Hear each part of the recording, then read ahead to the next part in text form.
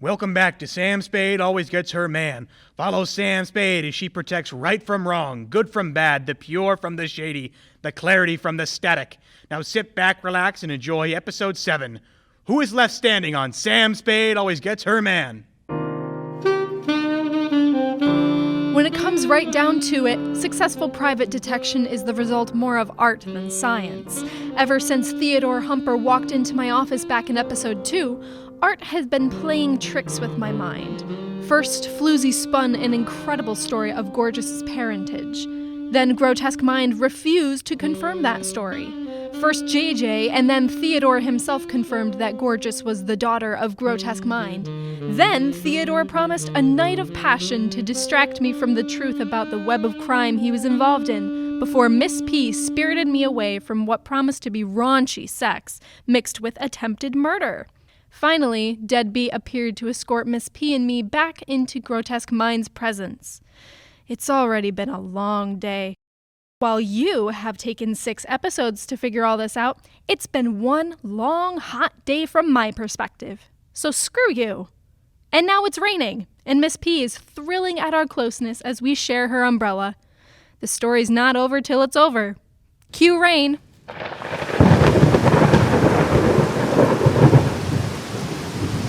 This is the place.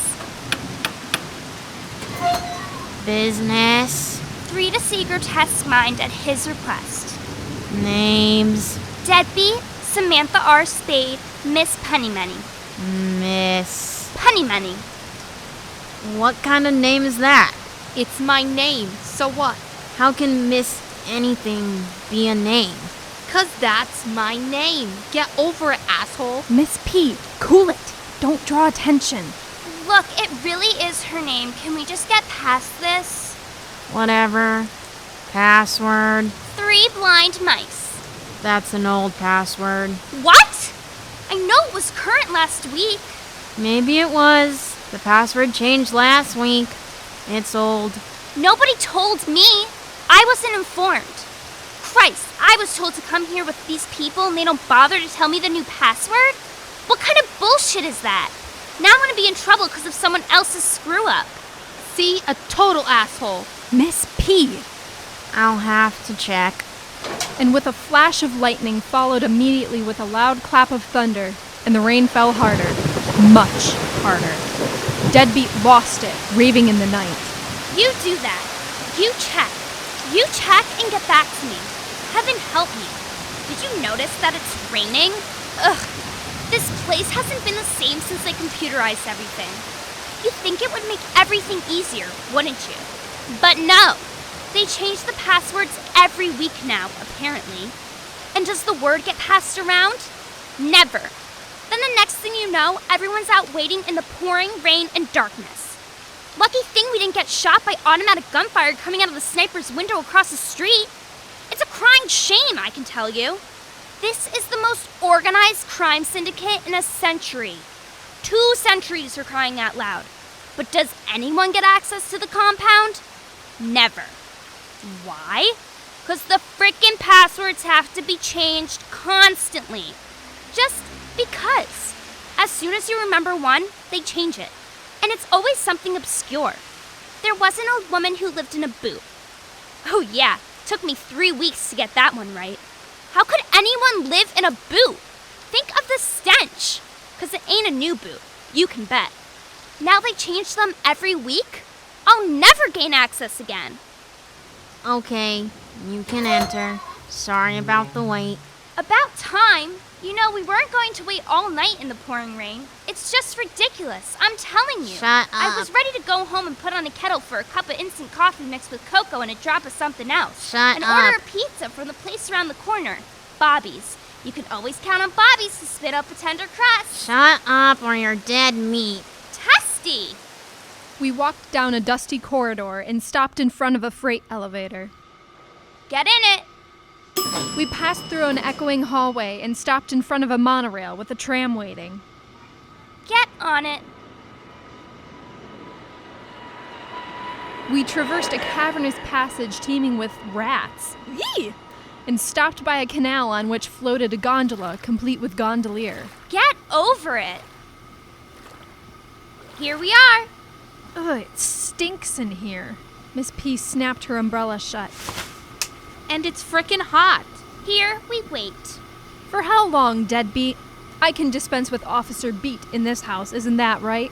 Since you are obviously in familiar surroundings, since you obviously conveniently forgot your policeman's oath the minute you step in this house, or do you ever honor the slogan, to serve and protect? Somehow I don't think that's a phrase that troubles you much these days. Then there was the sound of a golf clap behind us. Miss P and I spun around, and there he was himself, grotesque mind complete with his cadaver. Very good, Sam Spade. Where did he come from? Now I understand the smell. Grotesque Mind waved his hand dismissively, exciting the stink particles in the air even more. You seem to know a little more than makes me comfortable about my small organization, Sam. Oh, I know a great deal about the organization you call small. I know that Deadbeat extorts safety money from the businesses on her beat. She collects the money and delivers it to you. Businesses that don't pay up are robbed, burned, looted. Their owners are killed, maimed, tortured. Dead doesn't serve and protect. She takes and victimizes. Grotesque Mind waved his hand dismissively again. Again with the smell. You can't fool me. If you could prove any of this, you wouldn't be spilling your guts to me like this. She can't prove it for the simple reason that those I protect would be dead the moment they open their trembling mouths. I don't even have to do it myself. That's what I call service with a smile. Cadaver swiveled Grotesque Mind's chair to face Beat. Beat fell back a step.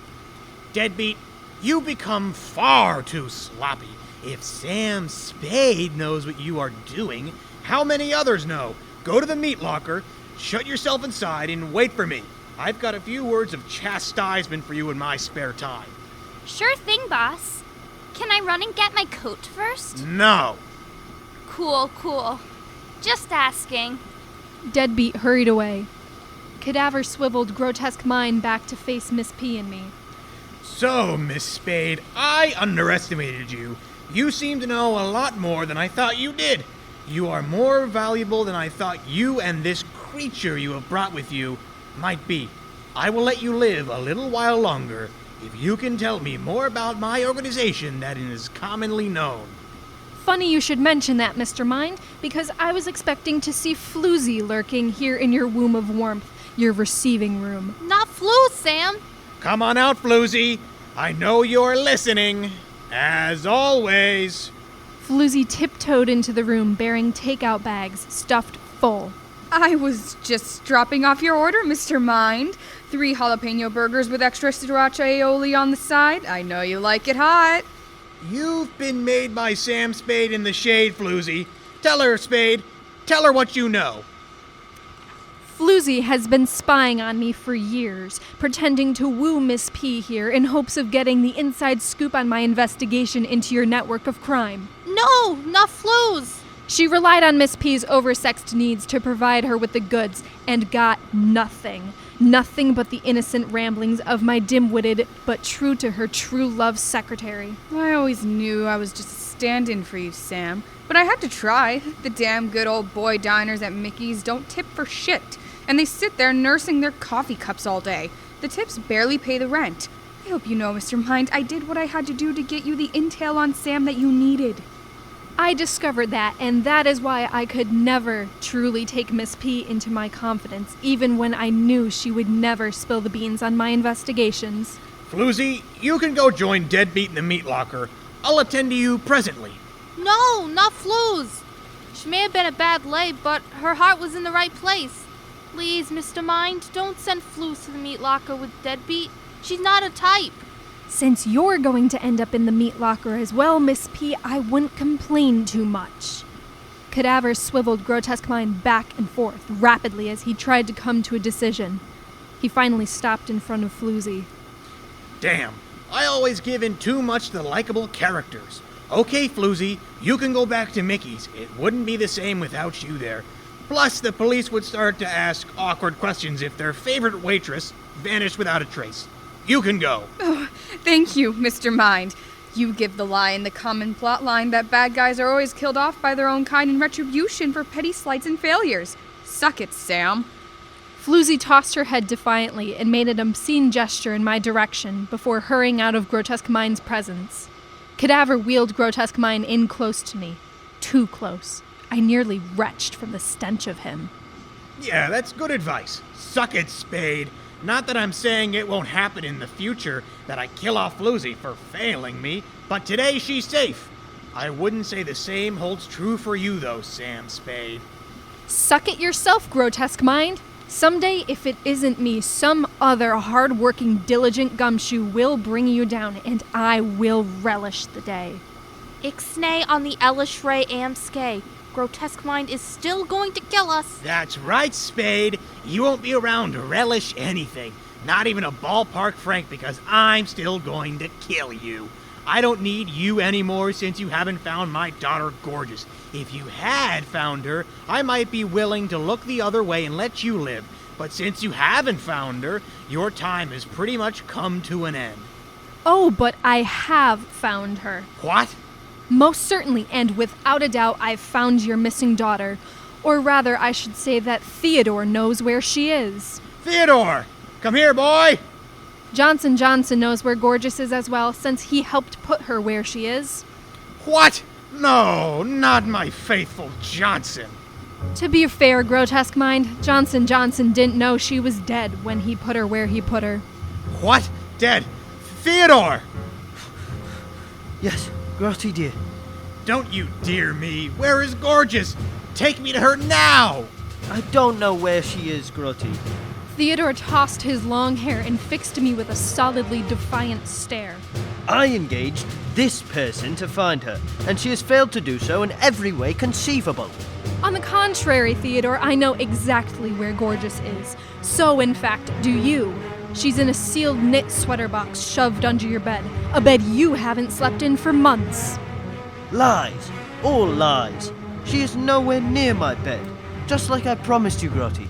Yes, you did. You promised Grotesque Mind that Gorgeous would never really share your bed as you made love to him in the darkness of the new moon because you, Theodore, killed Gorgeous. Oh, and you are also Grotesque Mind's secret lover. No shit. These are all lies, damn it. Lies. Are they, though? Did you kill my precious Gorgeous? With my Johnson's help? And then Johnson appeared at his elbow, breathing hard, his broad shoulders heaving with emotion. She's dead, Mr. Mind. I just checked. She's dead and I helped. I didn't mean to, but Theodore tricked me into thinking she could live in a sealed knit sweater box under his bed until the day of their nuptials. He said that and the chloroform would keep her asleep and safe from harm. Why, Theodore? You said you loved my Gorgeous Mind. Was it all lies? I loved you, damn it. I loved you. And I didn't want to share the money. I wanted you. And I wanted the money. Gorgeous just got in the way. She wasn't what I wanted. I wanted you. And I wanted the money. And now you get nothing. And the pearl-handled, chrome-plated piece appeared from nowhere. Nothing except this. Ah! That hurt, Grotty dear. You can't do this. I'm the love of your life. You said so. I might have, but that was before you robbed me of a Gorgeous Mind. Ah! Not again. Help me, Sam. I'll give you whatever you want. I'll even pay you the money I promised you. Just don't let him kill me off like some minor character.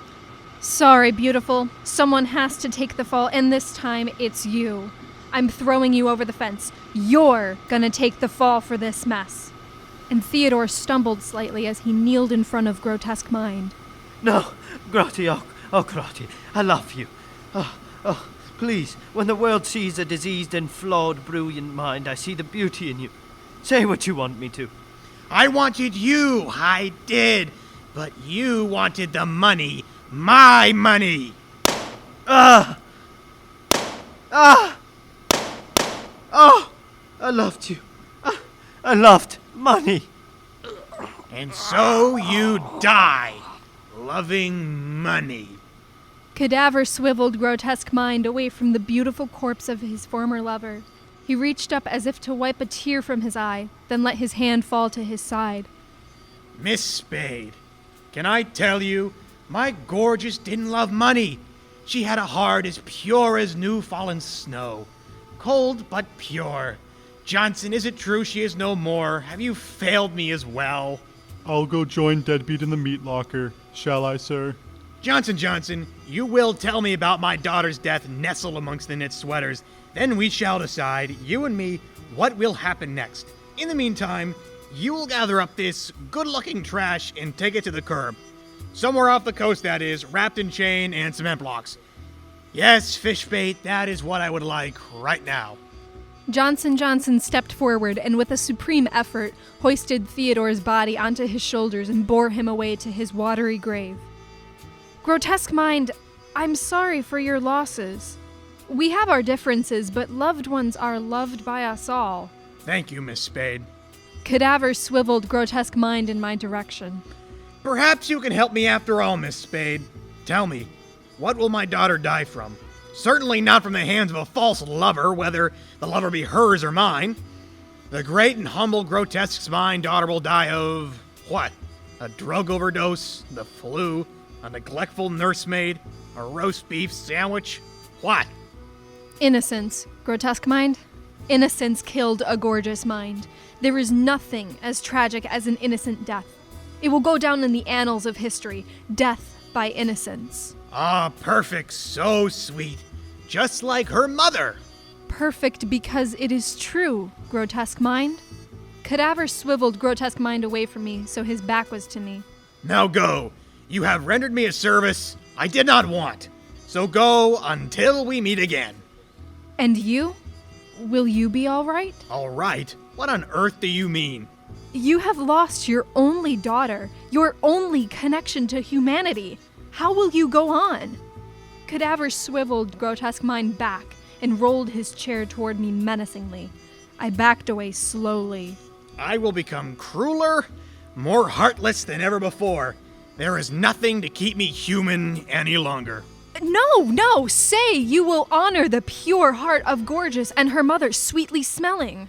How dare you appeal to my humanity? Leave before I change my mind and fill my meat locker with your corpses as well. I was rapidly running out of room. Sam, maybe we should go. Okay, Miss P, we're leaving. Cadaver swiveled the chair back away from me. I turned, put my hand on Miss P's arm, and guided her out of the room and down the passageway. Sam? Quiet, Miss P. I'm reflecting. Okay. Thanks, Miss P. Thanks for everything. We never got paid. Shut up, Miss P.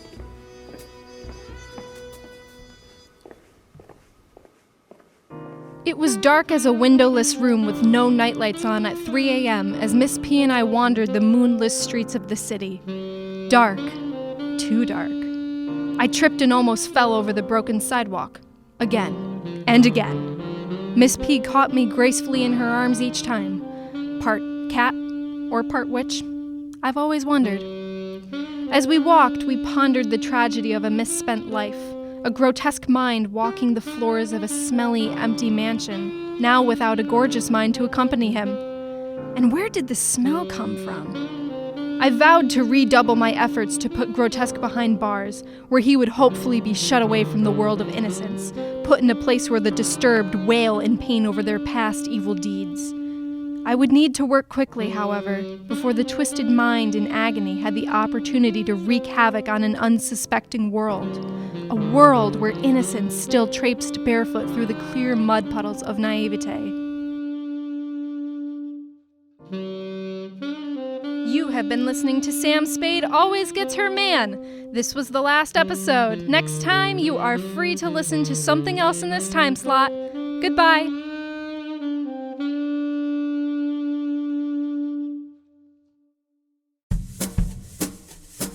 Sam Spade Always Gets Her Man was written by Robin MacDuffie and directed by Andrew Mannion. This episode, Who Was Left Standing, featured in order of appearance Sarah Wright as Sam Spade, Rochelle Nookie as The Voice, Chloe Savage as Deadbeat, Lauren West as Miss Ponymoney, Tripp Sherwood as Grotesque Mind, Helen Smith as Floozy, Sanjeev Sundaram as Theodore, and Pat Morrison as Johnson Johnson. Stage managed by Chloe Savage. Sound design, recording, and editing by Maya Gempler. Sam Spade Always Gets Her Man is a production of the Union College Department of Theater and Dance in Schenectady, New York. Randy Wyatt, Department Chair. Find us on Facebook and Instagram at Union College Theater.